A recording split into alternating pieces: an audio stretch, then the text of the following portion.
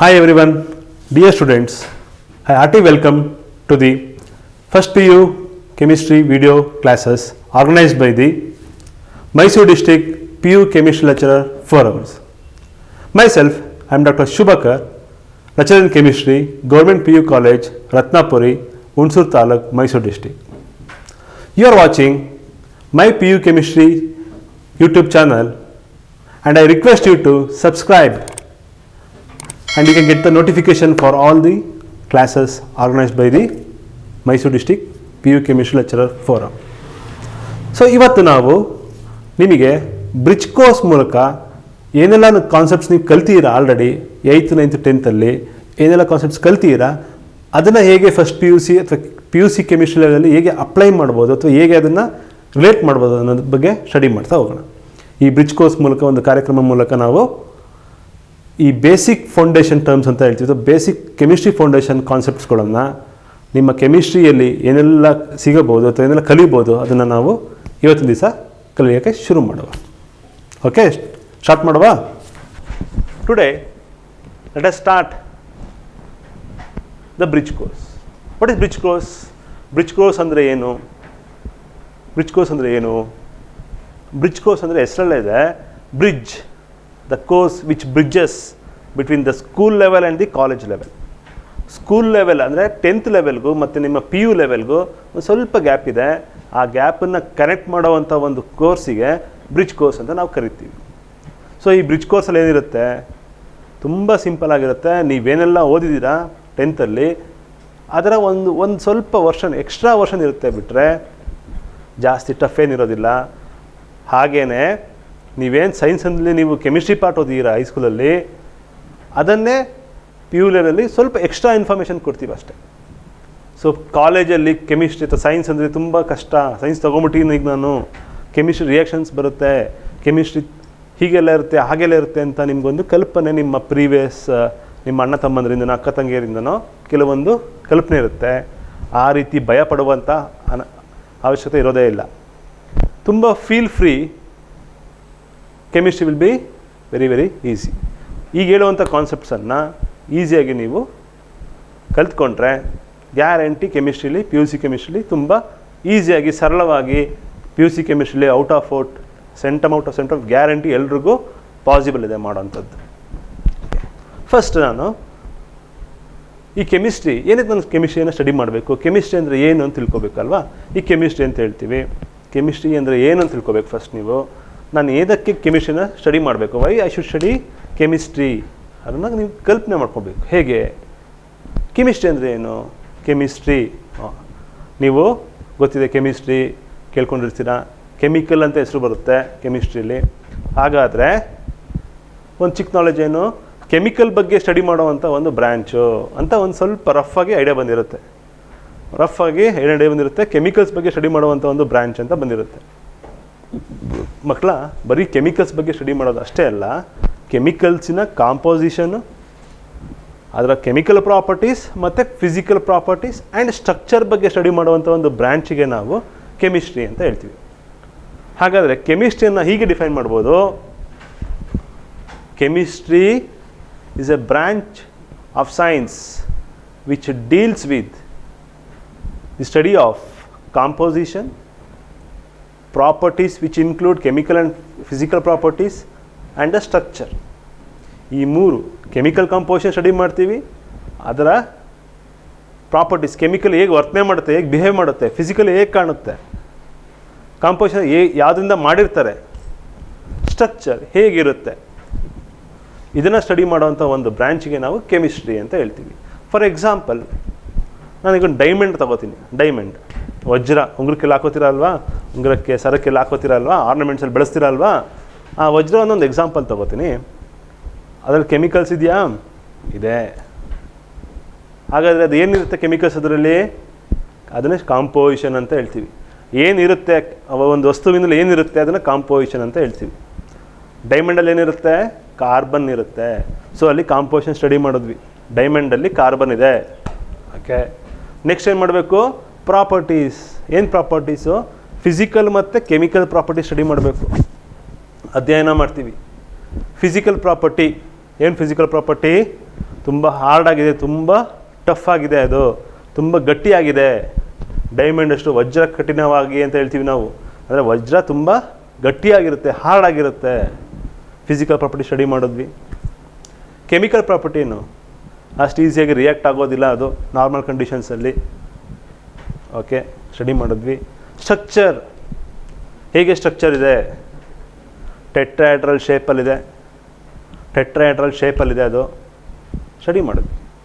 So ಇಲ್ಲೇನೆಲ್ಲ study ಮಾಡ್ತಿದ್ದೀವಿ, ಆ ಒಂದು ವಸ್ತುವಿನಲ್ಲಿ ಏನು ಕೆಮಿಕಲ್ ಇದೆ, ಕಾರ್ಬನ್ ಇದೆ, ಸ್ಟ್ರಕ್ಚರ್ ಹೇಗಿದೆ, ಗಟ್ಟಿಯಾಗಿದೆ, ವರ್ತನೆ ಹೇಗೆ ಮಾಡುತ್ತೆ ಕೆಮಿಕಲಿ, ರೂಮ್ ಟೆಂಪ್ರೇಚರಲ್ಲಿ ನಾರ್ಮಲ್ ಆಗಿ ಅದು ವರ್ತಿಸೋದಿಲ್ಲ, ಇನರ್ಟ್ ಆಗಿರುತ್ತೆ. ಸ್ಟ್ರಕ್ಚರ್ ಹೇಗಿದೆ, ಟೆಟ್ರಾಹೆಡ್ರಲ್ ಸ್ಟ್ರಕ್ಚರ್. ಮತ್ತು ಅಪ್ಲಿಕೇಶನ್ ಏನು ಬಳಸ್ತಿರೋದು. ಸೊ ಇವೆಲ್ಲ ಒಂದು ಸ್ಟಡಿ ಮಾಡೋವಂಥ ಒಂದು ಬ್ರ್ಯಾಂಚಿಗೆ ನಾವು ಕೆಮಿಸ್ಟ್ರಿ ಅಂತ ಹೇಳ್ತೀವಿ. ಓಕೆ, ಈಗ ನಿಮಗೆ ಅರ್ಥ ಆಯಿತು ಕೆಮಿಸ್ಟ್ರಿ ಅಂದರೆ ಏನು ಅಂತ ಅರ್ಥ ಆಯ್ತಲ್ವಾ? ನಾನು ಯಾಕೆ ಕೆಮಿಸ್ಟ್ರಿ ಸ್ಟಡಿ ಮಾಡ್ಬೇಕು ಇವಾಗ, why I should study chemistry ಅಂತ ಒಂದು ನಿಮಗೆ ಯೋಚನೆ ಬರುತ್ತೆ. ಕಾಲೇಜಲ್ಲಿ ಯಾಕೆ ಕೆಮಿಸ್ಟ್ರಿ ಸ್ಟಡಿ ಮಾಡಬೇಕು, ಮಾರ್ಕ್ಸಿಗೆ. ಓಕೆ, ಮಾರ್ಕ್ಸಿಗೂ ಸ್ಟಡಿ ಮಾಡಬೇಕು. ಅಪಾರ್ಟ್ ಫ್ರಮ್ ಮಾರ್ಕ್ಸ್ ಬಿಟ್ಟು ಇನ್ನೂ ಹೆಚ್ಚಿನ ಲೆವೆಲಲ್ಲಿ ಕೆಮಿಸ್ಟ್ರಿ ಅಪ್ಲಿಕೇಶನ್ಸ್ ಇದೆ. ಮಕ್ಕಳ, ಡಿ ಸ್ಟೂಡೆಂಟ್ಸ್, ಕಲ್ಪನೆ ಮಾಡ್ಕೊಳ್ಳಿ. You think of for 5 minutes. ಎಲ್ಲಾದರೂ ಜಾಗದಲ್ಲಿ, ಯಾವುದಾದ್ರು ಯೂನಿವರ್ಸಲ್ಲಿ you find a place where chemicals is not used. ಯಾವ ಜಾಗದಲ್ಲಿ ಕೆಮಿಕಲ್ಸ್ ಆಗಲಿ, ಒಂದು ಕೆಮಿಸ್ಟ್ರಿಯ ಒಂದು ಸಂಬಂಧನೇ ಇಲ್ದಿರೋಂಥ ಜಾಗ ಎಲ್ಲಾದರೂ ಇದೆಯಾ ಅಂತ ನೀವು ಯೋಚನೆ ಮಾಡಿ ನೋಡೋಣ. ಯೋಚನೆ ಮಾಡಿದ್ರೆ ನಿಮಗೆ ಆನ್ಸರ್ ಬರುತ್ತೆ. ಒಂದಿನ ಅಲ್ಲ, ಒಂದು ವರ್ಷ ಯೋಚನೆ ಮಾಡಿ. ದೊಡ್ಡ ದೊಡ್ಡ ವಿಜ್ಞಾನಿಗಳ ಹತ್ರ ಸಂದರ್ಶನ ಮಾಡ್ಕೊಳ್ಳಿ, ಚರ್ಚೆ ಮಾಡ್ಕೊಳ್ಳಿ, ವಿಚಾರಿಸಿ ನೋಡಿದ್ರೆ ಇಡೀ ಜಗತ್ತಿನಲ್ಲಿ, ಇಡೀ ಪ್ರಪಂಚದಲ್ಲಿ, ಇಡೀ ಯೂನಿವರ್ಸಲ್ಲಿ ಕೆಮಿಕಲ್ಸ್ ಇಲ್ದಿರೋ ಜಾಗ ಎಲ್ಲೂ ಇಲ್ಲ. ಎಲ್ಲ ಜಾಗದಲ್ಲೂ, ಎಲ್ಲ ಇದರಲ್ಲೂ ನಾವು ಕೆಮಿಕಲ್ಸನ್ನು ಬಳಸ್ತೀವಿ. ಸರ್ ನಾವೆಲ್ಲಿ ಸರ್ ಕೆಮಿಕಲ್ಸ್ ಯೂಸ್ ಮಾಡ್ತೀವಿ? ಮೊಬೈಲು ಇವತ್ತು ಜಾಸ್ತಿ ಯೂಸ್ ಆಗೋಂಥದ್ದು. ಮೊಬೈಲಲ್ಲಿ ಏನಿದೆ, ನಿಮ್ಮ ಸಿಲಿಕಾನ್ ಸೆಮಿಕಂಡಕ್ಟರ್ ಬಳಸ್ತೀವಿ, ಪ್ಲಾಸ್ಟಿಕ್ ಪಾಲಿಮರ್ ಬಳಸ್ತೀವಿ ಮೇಲ್ಗಡೆ. ಸ್ಕ್ರೀನ್ ಅದು ಕೂಡ ಒಂದು ಪಾಲಿಮರು. ಸೊ ಹಾಗಾಗಿ ಪಾಲಿಮರ್ ಆಗಿರ್ಬೋದು, ಸಿಲಿಕಾನ್, ಪ್ರತಿಯೊಂದರಲ್ಲೂ ಕೆಮಿಕಲ್ಸ್ ಇದೆ. ನಾವು ಊಟ ಮಾಡ್ತೀವಲ್ಲ ಸರ್ ಬೆಳಿಗ್ಗೆ, ನೋಡಿ ಏನು ತೊಗೋತೀವಿ? ಇಂಡೈರೆಕ್ಟಾಗಿ ಕಾರ್ಬೋಹೈಡ್ರೇಟ್ ತೊಗೋತೀವಿ, ಪ್ರೋಟೀನ್ಸ್ ತೊಗೋತೀವಿ, ವಿಟಮಿನ್ಸ್ ತೊಗೋತೀವಿ. ಇದು ಕೂಡ ಕೆಮಿಕಲ್ಸ್, ಬಯಾಲಜಿಕಲ್ ಕೆಮಿಕಲ್ಸ್. ಬೆಳಿಗ್ಗೆ ಎದ್ದೇಳ್ತೀವಿ, ಎದ್ದು ನಮ್ಮ ಬ್ರಷ್ ಮಾಡೋಕ್ಕೆ ಹೋಗ್ತೀವಿ, ಟೀತ್ ಬ್ರಷ್ ಮಾಡೋಕ್ಕೆ, ಅದು ಕೂಡ ಕೆಮಿಕಲ್ಸ್ ಇರುತ್ತೆ. ಸರಿ, ಊಟ ಮಾಡ್ತೀವಿ, ಹೋಗ್ತೀವಿ, ಹೊರಗಡೆ ಹೋಗ್ತೀವಿ, ಟೀ ಕುಡಿತೀವಿ, ಕ್ಲಾಸ್ ಮುಗಿಸ್ಕೊಂಬರ್ತೀವಿ, ಅದು ಮಾಡ್ಕೋತೀವಿ, ಇಲ್ಲಿ ಮಾಡ್ತೀವಿ, ಎಲ್ಲ ಆಯಿತು. ಮಲ್ಕೋಬೇಕಾದ್ರೆ ನಾವು ಬೆಳಿಗ್ಗೆ ಎದ್ದು ರಾತ್ರಿ ಮಲ್ಕೋಬೇಕಾದ್ರೆ ಕೂಡ ನಾವು ಕೆಮಿಸ್ಟ್ರಿನ ಬಳಸ್ತೀವಿ. ಅದಲ್ಲದೇ ನಮ್ಮ ಜೀವನದಲ್ಲಿ ಬಿಟ್ಟು ದೈನಂದಿಕ ಜೀವನದಲ್ಲಿ, ಡೈಲಿ ಲೈಫಲ್ಲಿ ನಾವೆಲ್ಲೆಲ್ಲ ಕೆಮಿಸ್ಟ್ರಿ ಯೂಸ್ ಮಾಡ್ತೀವಿ. ಡೊಮೆಸ್ಟಿಕ್ ಪರ್ಪಸಲ್ಲಿ ಯೂಸ್ ಮಾಡ್ತೀವ. ಪ್ರತಿಯೊಂದು ಫ್ಲೋರ್ ಕ್ಲೀನಿಂಗು, ಟಾಯ್ಲೆಟ್ ಕ್ಲೀನಿಂಗಲ್ಲಿ, ಸೋಪ್ಸಲ್ಲಿ, ಬ್ರಷಲ್ಲಿ, ಫುಡ್ಡಲ್ಲಿ, ನಾವು ಹಾಕೊಳ್ಳೋ ಕ್ಲಾತಲ್ಲಿ, ನಾವು ಹಾಕೊಳ್ಳೋ ಚಪ್ಪಲಿಯಲ್ಲಿ, ನಾವು ಯೂಸ್ ಮಾಡುವಂಥ ವೆಹಿಕಲ್ಸಲ್ಲಿ, ನಾವು ಯೂಸ್ ಮಾಡೋಂಥ ಚಾಕ್ಪೀಸಲ್ಲಿ, ನಾವು ಯೂಸ್ ಮಾಡೋಂಥ ಬುಕ್ಸಲ್ಲಿ, ಪೆನ್ನಲ್ಲಿ, ಎಲ್ಲ ಕಡೆಯೂ ಕೂಡ ಕೆಮಿಸ್ಟ್ರಿ ಇದೆ. ಹಾಗಾದರೆ ಕೆಮಿಸ್ಟ್ರಿಯನ್ನು ಬಿಟ್ಟು ಬದುಕಲು ಸಾಧ್ಯವೇ ಇಲ್ಲ. We cannot live without the help of chemistry. So ಪ್ರತಿಯೊಬ್ಬನಿಗೂ, ಪ್ರತಿ ಇಂಡಿವಿಜುವಲಿಗೂ one or the other way chemistry is helpful and we all depend on the chemistry. Chemistry ಅಥವಾ ಕೆಮಿಕಲ್ಸ್ ಮೇಲೆ ಒಂದಲ್ಲ ಒಂದು ರೀತಿಯಾಗಿ ಪ್ರತಿಯೊಬ್ಬರು ಡಿಪೆಂಡ್ ಆಗಿರ್ತಾರೆ. ಇತ್ತೀಚಿನ ದಿನಗಳಲ್ಲಿ ನಿಮಗೆ ಗೊತ್ತಿದೆ, ಒಂದು 6 months ಏನು ನಡೀತಾ ಇದೆ, ಪ್ರತಿಯೊಬ್ಬರು ಕಾಯ್ತಾ ಇದ್ದೀವಿ. ಇಡೀ ಜಗತ್ತಿನಲ್ಲಿ ಪ್ರತಿಯೊಬ್ಬರು ಕಾಯ್ತಾ ಇದ್ದೀವಿ. ಏನಕ್ಕೋಸ್ಕರ ಕಾಯ್ತಾ ಇದ್ದೀವಿ? ಒಂದೇ ಒಂದು ಡ್ರಗ್ ಬರಲಿ, ಒಂದೇ ಒಂದು ಮೆಡಿಸಿನ್ ಬರಲಿ, ಈ ವ್ಯಾಕ್ಸಿನ್ ಬರಲಿ ಅಂತ ಕಾಯ್ತಾ ಇದ್ದೀವಿ. ಅದು ಕೂಡ ಒಂದು ಕೆಮಿಕಲ್. ಸೊ ಇವತ್ತು ಇಡೀ ಜಗತ್ತನ್ನು ಕಷ್ಟದಿಂದ ಪಾರು ಮಾಡಬೇಕು ಅಂದರೆ, ಇವತ್ತಿರುವಂಥ ನಾವು ಕಷ್ಟದಿಂದ ಪಾರು ಮಾಡಬೇಕು ಅಂದರೆ ಒಬ್ಬ ಕೆಮಿಸ್ಟ್ರಿ ಈಸ್ ರಿಕ್ವೈರ್ಡ್. ಒಬ್ಬ ಕೆಮಿಸ್ಟ್ರಿಯಿಂದ ಮಾತ್ರ ಸಾಧ್ಯ. ಇವತ್ತಿನ ಇರುವಂಥ ಕಷ್ಟದಿಂದ ಇಡೀ ಜಗತ್ತನ್ನು ಪಾರು ಮಾಡಬಹುದಂಥ ಏಕೈಕ ಸಮೂಹ ಅಂದರೆ, ಒಂದು ಗ್ರೂಪ್ ಅಂದರೆ it is chemist. who can prepare a medicine by use of chemicals. So ಮೆಡಿಸಿನ್ಸಲ್ಲಿ ಎಲ್ಲ ಕಡೆಯೂ ಕೂಡ ನಮ್ಮ ಕೆಮಿಕಲ್ಸ್ ಇರುತ್ತೆ. ನಮಗೆ ಕಲರ್ ಬಟ್ಟೆ ಹಾಕೋಬೇಕು, ಡೈಸ್ ಬೇಕು, ಅಲ್ಲೂ ಕೂಡ ಕೆಮಿಕಲ್ಸ್ ಇರುತ್ತೆ. ನಾವು ಪೆಟ್ರೋಲ್ ಹಾಕೋಬೇಕು, ಪೆಟ್ರೋಕೆಮಿಕಲ್ಸ್, ಪೆಟ್ರೋಲಿಯಂ ಕೂಡ ಒಂದು ಕೆಮಿಕಲ್ಸ್. ಗಾಡಿ ಓಡಾಡಬೇಕು, ಅದು ಕೂಡ ಕೆಮಿಕಲ್ಸ್. ನಾವು ಮನೆ ಕಟ್ಟಬೇಕು, ಸಿಮೆಂಟ್ ಬೇಕು, ಅದು ಕೂಡ ಕೆಮಿಕಲ್ಸ್. ಮತ್ತೆ ಅಲ್ಲಿ ನಮಗೆ ಗ್ಲಾಸ್ ಬೇಕು, ಕಾಣ್ಕೋಬೇಕು, ಅದು ಕೂಡ ಕೆಮಿಕಲ್ಸ್. ಸೊ ಹಾಗೆ what is the need of chemistry ಅಂದರೆ ಟು ಅಂಡರ್ಸ್ಟ್ಯಾಂಡ್ ಅವರ್ ಲೈಫ್ ಅಷ್ಟೇ. ನಮ್ಮ ಜೀವನವನ್ನು ನಾವು ಹೇಗೆ ಬದುಕ್ತಾ ಇದ್ದೀವಿ, ಯಾವುದ್ರ ಮೂಲಕ ಬದುಕ್ತಾ ಇದ್ದೀವಿ ಅಂತ ಅರ್ಥ ಮಾಡ್ಕೊಳ್ಳೋಕ್ಕೋಸ್ಕರ ಕೆಮಿಸ್ಟ್ರಿಯನ್ನು ಅರ್ಥ ಮಾಡ್ಕೋಬೇಕು ಅಲ್ವಾ. ನನ್ನನ್ನು ನಾನು ಅರ್ಥ ಮಾಡ್ಕೋಬೇಕು ಅಂದರೆ, ನನ್ನ ಜೀವನವನ್ನು ಅರ್ಥ ಮಾಡ್ಕೋಬೇಕು ಅಂದರೆ, ನನ್ನ ಜೀವನಕ್ಕೆ ಬೇಕಾಗಿರುವಂಥದ್ದು ಯಾವುದು? ಕೆಮಿಸ್ಟ್ರಿ. ಉಸಿರಾಡ್ತಿದ್ದೀನಿ, I am going to respire. So ಅದಕ್ಕೇನು ಬೇಕು? ಆಕ್ಸಿಜನ್ ಬೇಕು. ಎಲ್ಲ ಬರುತ್ತೆ, ಅಟ್ಮಾಸ್ಫಿಯರಿಂದ ಬರುತ್ತೆ, ಅದು ಕೂಡ ಒಂದು ಕೆಮಿಕಲ್. ಹಾಗಾಗಿ ನಾನು ಉಸಿರಾಡ್ತಿದ್ದೀನಿ ಯಾವುದರ ಸಲುವಾಗಿ? Because of chemicals. ಇವತ್ತು ಕೆಮಿಕಲ್ಸ್ ಇಲ್ಲದೆ ಹೋಗಿದ್ರೆ I think the life cannot be existed in earth. ಹಾಗಾಗಿ ಯಾಕೆ ಕೆಮಿಸ್ಟ್ರಿನ ಕಲಿಬೇಕು ಅಂದರೆ, ನನ್ನನ್ನು ಅರ್ಥ ಮಾಡ್ಕೋಬೇಕು, ನನ್ನ ಜೀವನವನ್ನು ಅರ್ಥ ಮಾಡ್ಕೋಬೇಕು, ನಾನು ಹೇಗೆ ಬದುಕ್ತಾ ಇದ್ದೀನಿ, ಯಾಕೆ ಬದುಕಿದ್ದೀನಿ, ಇನ್ನು ಯಾವುದರ ಹೆಲ್ಪಿಂದ ಬದುಕ್ತಾ ಇದ್ದೀನಿ, ಜೀವನ ಹೇಗೆ ನಡೀತಾ ಇದೆ, ಅದನ್ನು ಅರ್ಥ ಮಾಡ್ಕೋಬೇಕು. ಅದನ್ನು ಅರ್ಥ ಮಾಡ್ಕೋಬೇಕು ಅಂದರೆ I should be able to understand the chemistry. ಅದಕ್ಕೋಸ್ಕರ ನಾವು ಕೆಮಿಸ್ಟ್ರಿನ ಕಲಿಬೇಕು. ತುಂಬ ಸರಳವಾಗಿದೆ, ಹಾಗಾಗಿ ಅದನ್ನು ನಾವು ಕಲ್ತ್ಕೊಳ್ಳಬೇಕಾಗುತ್ತೆ. ಓಕೆ, ಮುಂದಿನ ಕೆಲವೊಂದು ಕಾನ್ಸೆಪ್ಟ್ಸ್ಗಳನ್ನ ನಾವು ಸ್ಟಡಿ ಮಾಡ್ತಾ ಬರೋಣ. ಅರ್ಥ ಆಯ್ತಾ ಮಕ್ಕಳೇ? ಕೆಮಿಸ್ಟ್ರಿ ಯಾಕೆ ಸ್ಟಡಿ ಮಾಡಬೇಕು, ಕೆಮಿಸ್ಟ್ರಿ ಉಪಯೋಗವೇನು, ಕೆಮಿಸ್ಟ್ರಿ ಅಂದರೆ ಏನು, ಇಷ್ಟನ್ನು ನಾವು ಅರ್ಥ ಮಾಡಿಕೊಂಡು ಮುಂದಿನ ಕಾನ್ಸೆಪ್ಟ್ಸನ್ನು ನಾವು ಈಸಿಯಾಗಿ ಕಲಿತಾ ಹೋಗೋಣ. So these are the 8 basic concepts you should be aware of during the PUC courses.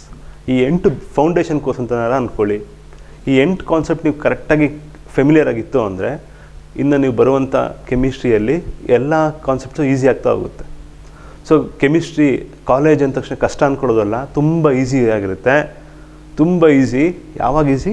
ಈ 8 ನೀವು ಕರೆಕ್ಟಾಗಿ ತಿಳ್ಕೊಂಬಿಟ್ರೆ ಕೆಮಿಸ್ಟ್ರಿ ಆರಾಮಾಗಿ ಫಂಟಾಸ್ಟಿಕ್ಕಾಗಿ ನೀವು ರಿಲ್ಯಾಕ್ಸ್ ಮಾಡ್ಕೊಂಡು ಸ್ಟಡಿ ಮಾಡ್ಬೋದು. ಸೊ ಫಸ್ಟ್ ಕಾನ್ಸೆಪ್ಟ್ ಏನಪ್ಪ ಅಂದರೆ, what is chemistry and it's needs. Atom and it's representation, constituent particles of the atom, magic numbers, electronic configuration, outer electronic configuration, valencies, ions, sometimes overview of the periodic table, writing chemical formula. ಈಗ ನಾವು ಒಂದು compound ಕೊಟ್ಟಿರೋದು chemical formula ಹೇಗೆ ಬರೆಯೋದು ಅಂತ ಈಸಿಯಾಗಿ ಹೇಳ್ಕೊಬೋದು. Next reaction, how to balance the chemical reactions. Last nomenclature of organic compound. ಈ 8 ಕಾನ್ಸೆಪ್ಟ್ಸನ್ನು ಈಸಿಯಾಗಿ ನೀವು ಕಲ್ತ್ಕೊಂಡ್ರೆ the chemistry, entire chemistry will be very easier. Study of chemistry is very very important. So ಏನಾಗುತ್ತೆ, ಈಗ ಯಾವುದೇ ಒಂದು ವಸ್ತು ತೊಗೊಂಡ್ರೆ, ಸಬ್ಸ್ಟೆನ್ಸ್ ಆರ್ ಎನಿ ಮ್ಯಾಟರ್, ಯಾವುದೇ ಒಂದು ವಸ್ತು ತೊಗೊಂಡ್ರೆ ಅದನ್ನು ನಾವು ವಿಂಗಡಿಸ್ತಾ ಹೋದರೆ ಆ ವಸ್ತು ಅಥವಾ any matter is made up of A small particle. ಆ ಪಾರ್ಟಿಕಲ್ಗೆ ನಾವೇನಂತ ಹೇಳ್ತೀವಿ? ಆಟಮ್ ಅಂತ ಹೇಳ್ತೀವಿ. ಸೊ ಯಾವುದೇ ವಸ್ತು ತೊಗೊಳ್ಳಿ ನೀವು, ಅದು ಸ್ಮಾಲ್ ಪಾರ್ಟಿಕಲ್ಸಿಂದ ಮಾಡಿರ್ತಾರೆ. ಆ ಪಾರ್ಟಿಕಲ್ ಹೆಸರು ಆಟಮ್ ಅಂತ ಹೇಳ್ತೀವಿ. ಸೊ ಆಟಮನ್ನು ನಾವೇಂತ ಹೇಳ್ಬೋದು? Small unit of a matter or small unit of a substance ಅಂತ ಕರಿಬೋದು. ಅದನ್ನು ಆಟಮ್ ಅಂತ ಹೇಳ್ತೀವಿ. ಸೊ ಆಟಮಲ್ಲಿ ಏನೆಲ್ಲ ಇರುತ್ತೆ? ನಾವು ಲೋವರ್ ಕ್ಲಾಸಲ್ಲಿ ಡಿಫ್ರೆಂಟ್ ಮಾಡಲ್ಸ್ ಇದೆ. ರುದರ್ಫೋರ್ಡ್ ಮಾಡಲ್ ಆಗಿರ್ಬೋದು, ಥಾಮ್ಸನ್ ಮಾಡಲ್ ಆಗಿರ್ಬೋದು, ಡಾಲ್ಟನ್ ಪಾಸ್ಟುಲೇಟ್ಸ್ ಮೂಲಕನಾದರೂ ಆಟಮ್ ಬಗ್ಗೆ ಒಂದಿಷ್ಟು ಕಲ್ಪನೆ ಇರುತ್ತೆ. ಆಟಮ್ ಅಂದರೆ it consist of A electron which is outside the nucleus. Atom ಒಳಗಡೆ ನ್ಯೂಕ್ಲಿಯಸ್ ಇರುತ್ತೆ, ನ್ಯೂಕ್ಲಿಯಸ್ ಒಳಗಡೆ ನ್ಯೂಟ್ರಾನ್ ಮತ್ತು ಪ್ರೋಟಾನ್ ಇರುತ್ತೆ. ಸೊ ಆಟಮನ್ನು ನಾವು A nucleus made up of proton and neutron, ಇದರ ಸುತ್ತ ಎಲೆಕ್ಟ್ರಾನು ರಿವಾಲ್ವ್ ಆಗ್ತಾ ಇರುತ್ತೆ ಅಂತ ನಾವು ಅಸ್ಯೂಮ್ ಮಾಡಿದ್ದೀವಿ, ಮತ್ತು ಅದು ಮಾಡಲ್ಸಿಂದ ನಾವು ತಿಳ್ಕೊಂಡಿದ್ದೀವಿ. ಹಾಗಾಗಿ ಯಾವುದೇ ವಸ್ತು ತೊಗೊಂಡ್ರು ಕೂಡ, any sort of elements, the atom is a fundamental or a small particle, small unit which on made up of a large number of this atoms. ಈ ಆಟಮ್ಸ್ಗಳು ಲಾರ್ಜ್ ನಂಬರಲ್ಲಿ ಇದ್ದಾಗ ಸಬ್ಸ್ಟೆನ್ಸ್ಗಳು, ಅದರ ಮಾಸು, ವಾಲ್ಯೂಮ್ಗಳು ಡಿಪೆಂಡ್ ಆಗ್ತಾ ಬರುತ್ತೆ. ಸೊ ಪ್ರತಿಯೊಂದು ಆಟಮಲ್ಲೂ ಸೆಂಟ್ರಲ್ ನ್ಯೂಕ್ಲಿಯಸ್ ಇರುತ್ತೆ, nucleus ಒಳಗಡೆ proton ಮತ್ತು ನ್ಯೂಟ್ರಾನ್ ಇರುತ್ತೆ, ಹೊರಗಡೆ ಎಲೆಕ್ಟ್ರಾನ್ ರಿವಾಲ್ವ್ ಆಗ್ತಾ ಇರುತ್ತೆ. ಸೊ ಎಷ್ಟೊಂದು ಎಲಿಮೆಂಟ್ಸ್ಗಳು ನಾವು ಡೈಲಿ ಲೈಫಲ್ಲಿ ನೋಡ್ತೀವಿ. ನಾವು ಉಸಿರಾಡುವಂಥ ಆಕ್ಸಿಜನ್ ಇರ್ಬೋದು, ಅಟ್ಮಾಸ್ಫಿಯರಲ್ಲಿ ಸಿಗುವಂಥ ನೈಟ್ರೋಜನ್ ಆಗಿರ್ಬೋದು, ಈ ಥರ ಡಿಫ್ರೆಂಟ್ ಎಲಿಮೆಂಟ್ಸಲ್ಲಿ ಪ್ರತಿ ಎಲಿಮೆಂಟಲ್ಲೂ ಕೂಡ ಅದರದಂಥ ಆಟಮ್ ಇರುತ್ತೆ, ಅದಂಥ ನ್ಯೂಟ್ರಾನ್ಗಳು, ಎಲೆಕ್ಟ್ರಾನ್ಗಳಿರುತ್ತೆ. ಈಗ ನಾವು ಒಂದು ಎಲಿಮೆಂಟನ್ನು ಹೇಗೆ ರೆಪ್ರೆಸೆಂಟ್ ಮಾಡ್ತೀವಿ ನಾವು? How will you represent element? ನಾವು ಈಗ ಹೈಡ್ರೋಜನ್ ನಾವು ಈ ರೀತಿ ರೆಪ್ರೆಸೆಂಟ್ ಮಾಡ್ತೀವಿ. ಜನರಲ್ ಆಗಿ ಹೇಳಬೇಕು ಅಂದರೆ ಎಲಿಮೆಂಟನ್ನು ಯಾವುದೇ ಒಂದು ಎಲಿಮೆಂಟನ್ನು ಈ ರೀತಿಯಾಗಿ ರೆಪ್ರೆಸೆಂಟ್ ಮಾಡ್ತೀವಿ. ಎಕ್ಸ್ ಝೆಡ್, ಕೆಳಗಡೆ ಝೆಡ್, ಎಕ್ಸ್ ಮೇಲೆ ಎ. ಎಕ್ಸ್ ಅಂದರೆ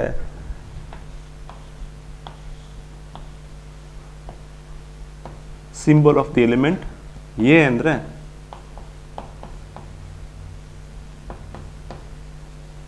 ಅಟಾಮಿಕ್ ಮಾಸ್,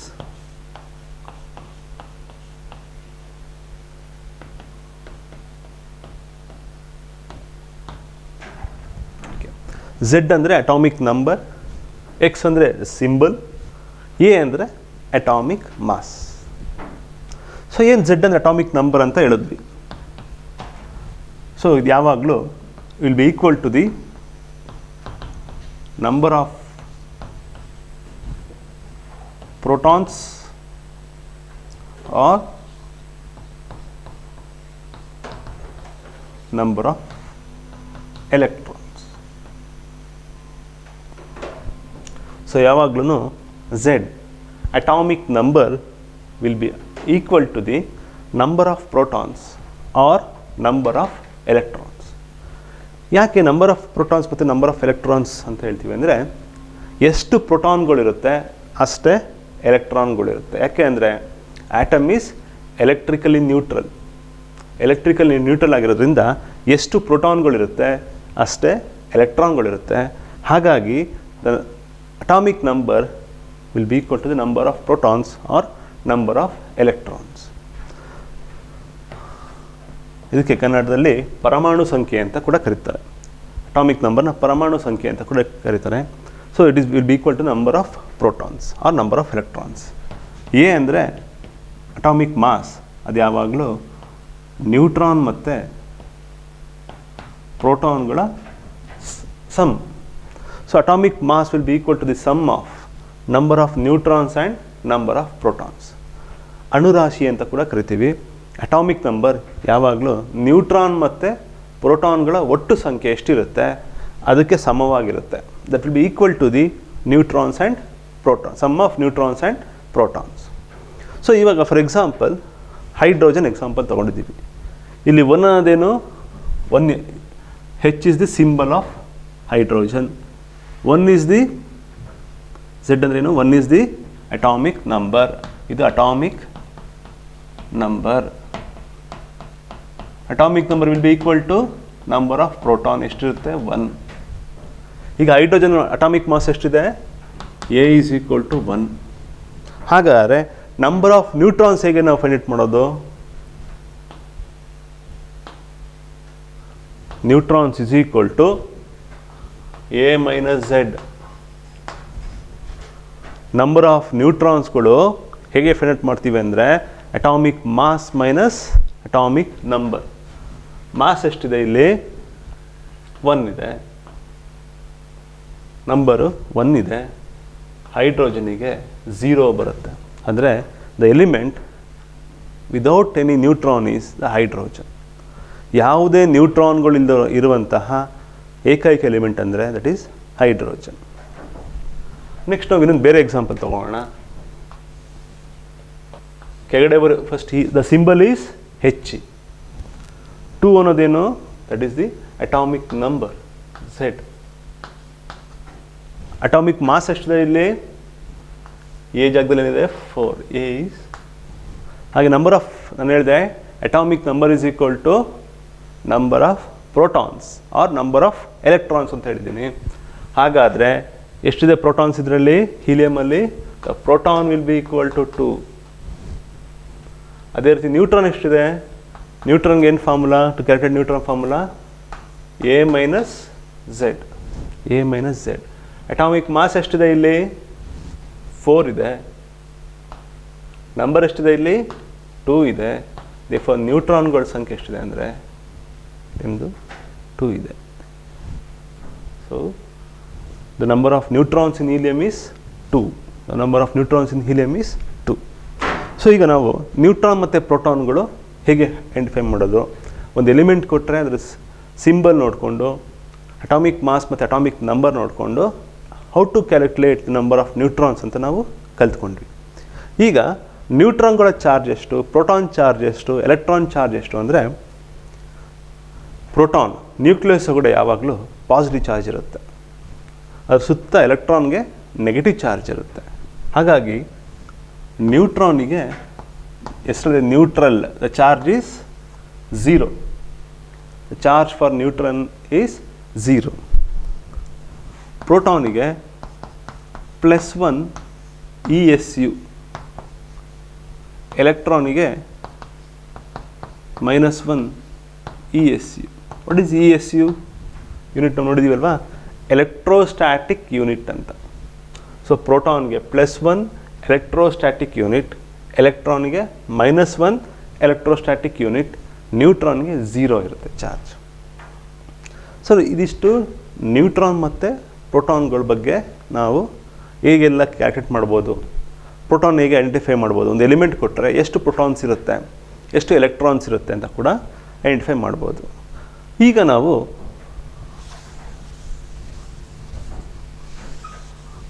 ಸಿಂಬಲ್ ಹೇಗೆ ಬರೆಯೋದು? ಈಗ ನಾವು how to write the symbol,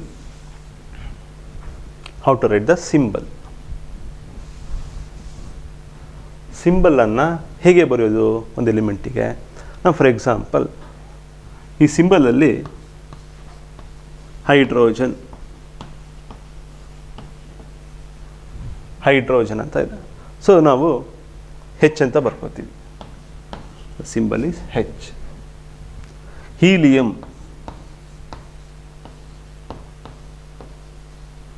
first letter ಬರ್ಕೋತೀವಿ.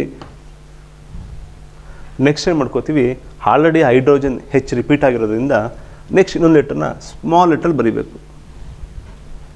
Helium ಹೆಚ್ಚಿನ ಸ್ಮಾಲ್ ಲೆಟ್ರ್ ಬರೀಬೇಕು. ಯಾವಾಗಲೂ ಅಷ್ಟೇ ಸಿಂಬಲ್ ರೆಪ್ರೆಸೆಂಟ್ ಮಾಡಬೇಕಾದ್ರೆ first letter will be always capital, the second letters will be small letter. So usually ಒಂದು ಸಿಂಬಲ್ನ ಲೆಟರ್ಗಳು ಐದರ್ 1 ಆಗಿರುತ್ತೆ ಅಥವಾ 2 ಲೆಟ್ರಲ್ಲಿ ನಾವು ಮೆನ್ಷನ್ ಮಾಡ್ತೀವಿ. ಸೊ ಈಗ ರಿಪೀಟ್ ಆಗಿದ್ದರೆ, ಈಗ ಹೈಡ್ರೋಜನ್ ಇನ್ನೊಂದ್ಸತಿ ರಿಪೀಟ್ ಆಗಿದೆ ಹೀಲಿಯಮಲ್ಲಿ, ಸೊ ಡಿಫ್ರೆನ್ಷಿಯೇಟ್ ಮಾಡಲಿಕ್ಕೋಸ್ಕರ ನೆಕ್ಸ್ಟ್ ಲೆಟರನ್ನು ಸ್ಮಾಲ್ ಲೆಟರಲ್ಲಿ ನಾವು ಬರಿತೀವಿ. ಯಾವಾಗಲೂ ಅಷ್ಟೇ ಸಿಂಬಲ್ ಬರಿಬೇಕಾದ್ರೆ ಫಸ್ಟ್ ಲೆಟರ್ ಯಾವಾಗಲೂ ಕ್ಯಾಪಿಟಲ್ ಲೆಟರ್ ಆಗಿರಬೇಕು, ಸೆಕೆಂಡ್ ಲೆಟರ್ ಯಾವಾಗಲೂ ಸ್ಮಾಲ್ ಲೆಟರಲ್ಲೇ ನಾವು ಬರಿಬೇಕಾಗುತ್ತೆ. ಸೊ ಹೀಲಿಯಮಿಗೆ ಹೆಚ್ಚಿ, ಅದೇ ರೀತಿ lithium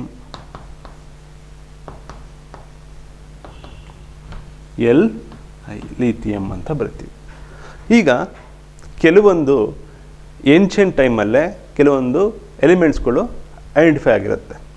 so majority of the names of the elements are derived from Latin or Greek ಮತ್ತು ಲ್ಯಾಟಿನಿಂದ ನಾವು ಡಿರೈವ್ ಮಾಡಿರ್ತೀವಿ ಎಷ್ಟೊಂದು ನೇಮ್ಸನ್ನು.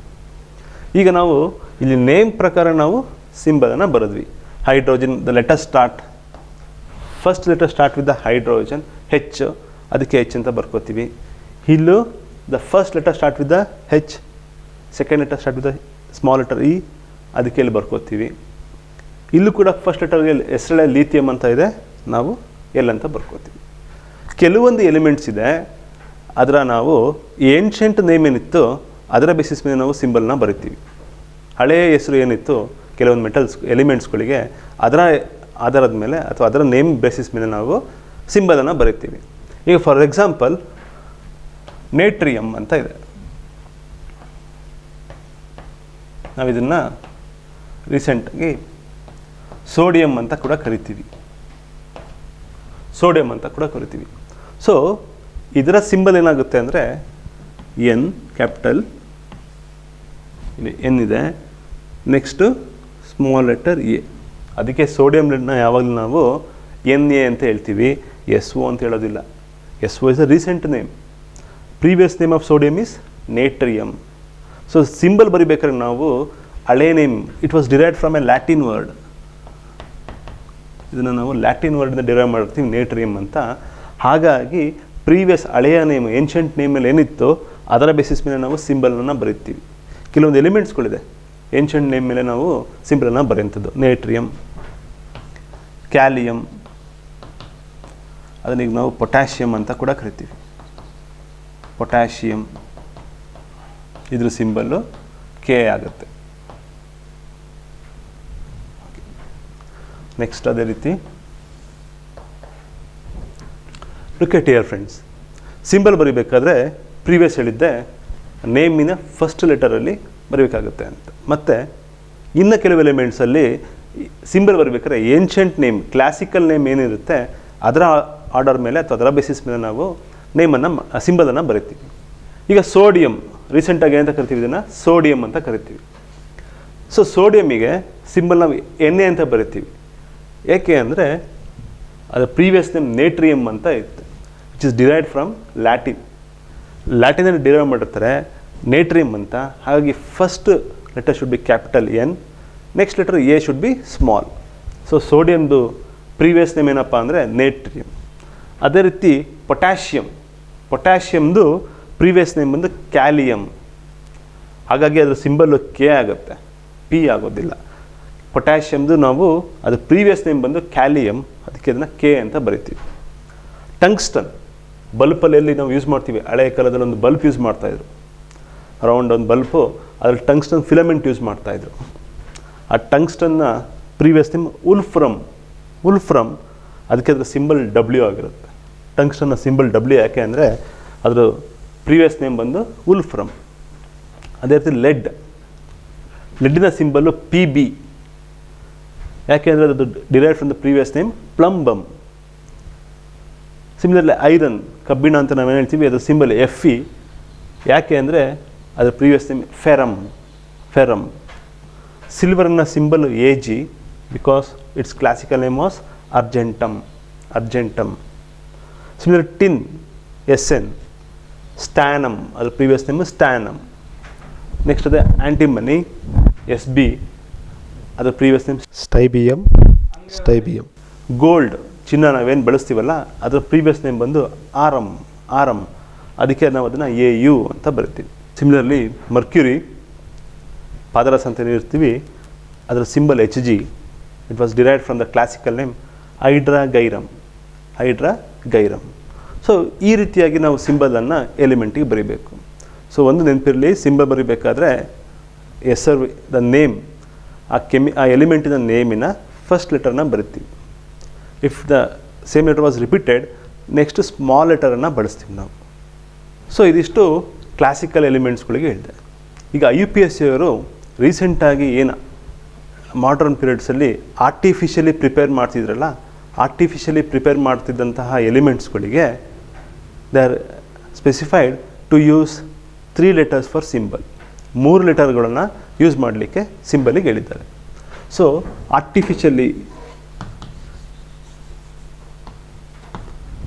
ಆರ್ಟಿಫಿಷಿಯಲಿ ಪ್ರಿಪೇರ್ ಮಾಡುವಂಥ ಎಲಿಮೆಂಟ್ಸ್ಗಳಿಗೆ UPSC ಅವರು 3 letter ಸಿಂಬಲ್ಸನ್ನು ಯೂಸ್ ಮಾಡ್ತಾರೆ. ಸೊ ಇದಿಷ್ಟು ಸಿಂಬಲ್ಗಳ ಬಗ್ಗೆ ಯೂಶಲಿ ನಾವು ಕಲಿಬೇಕಂತ ಕಾನ್ಸೆಪ್ಟ್ಸ್. ಒಂದು ಆಟಮ್ ಬಂದಾಗ ಏನು ಕಲಿಬೇಕು ನಾವು, ಆಟಮ್ನ ಅಥವಾ ಒಂದು ಎಲಿಮೆಂಟನ್ನು ಹೇಗೆ ರೆಪ್ರೆಸೆಂಟ್ ಮಾಡ್ತೀವಿ. ಆಟಮ್ ಬಂದಾಗ ಅದರಲ್ಲಿ ನ್ಯೂಟ್ರಾನ್ಸ್ ಎಷ್ಟಿರುತ್ತೆ, ಪ್ರೋಟಾನ್ಸ್ ಎಷ್ಟಿರುತ್ತೆ, ಎಲೆಕ್ಟ್ರಾನ್ಸ್ ಎಷ್ಟಿರುತ್ತೆ. ಸೊ ನ್ಯೂಟ್ರಾನ್ ಕಂಡುಹಿಡಿಬೇಕು ಅಂದರೆ atomic mass minus atomic number.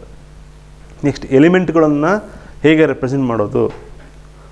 So symbol ಹೇಗೆ ಬರೆಯೋದು, ತುಂಬ ಈಸಿ ಸಿಂಬಲ್ಲು. ಏನು ನೇಮ್ ಇರುತ್ತೆ ಅದರದ್ದು ಫಸ್ಟ್ ಲೆಟರ್ ಬರೀಬೇಕಾಗುತ್ತೆ. ಬಟ್ ಕೆಲವೊಂದು ಎಲಿಮೆಂಟ್ಸ್ಗಳು ಕ್ಲಾಸಿಕಲ್ ನೇಮಿಂದ ಡಿರೈವ್ ಮಾಡಿರ್ತೀವಿ, ಅದಕ್ಕೆ ಮಾತ್ರ ಬೇರೆ ಹೋಗ್ತಾ ಎಕ್ಸಾಂಪಲ್ ಇಷ್ಟು ಕೊಟ್ಟಿದ್ದೀನಿ. ಆರ್ಟಿಫಿಷಿಯಲಿ ಪ್ರಿಪೇರ್ ಮಾಡಿದಂಥ ಎಲಿಮೆಂಟ್ಸ್ಗಳಿಗೆ we should use 3 letters. Okay, so